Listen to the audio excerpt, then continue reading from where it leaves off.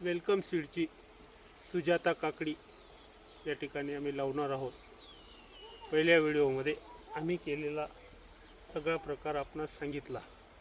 जसं नर्सरीमध्ये रोप तयार होतं त्याचप्रमाणे आम्ही या ठिकाणी बेसल डोस भरून मल्चिंग पेपर टाकून आणि कोकोपीट भरलेलं आहे प्रत्येक होलमध्ये। त्या ठिकाणी आता आपण ही वेलकम सीडची सुजाता काकडीचं बी रोपण करणार आहोत। धन्यवाद।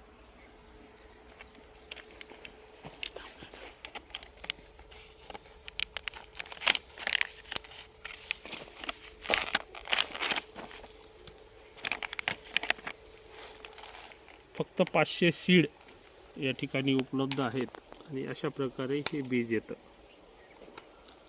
एका होलमध्ये फक्त एकच बी लावायचे आहे।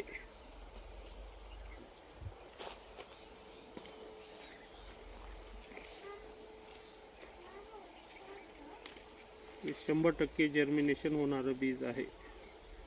बी आपण त्या ठिकाणी लावताना थोडी काळजी घ्यायची आहे।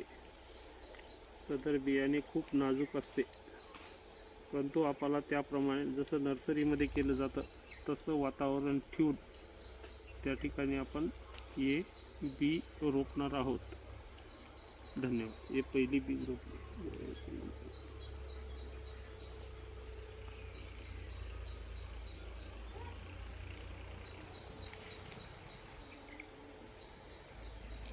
बी उभी न लावता किंवा ही आडवी लावावी, त्याच्यामुळे जर्मिनेशनचा कोन बरोबर लक्षात येतो।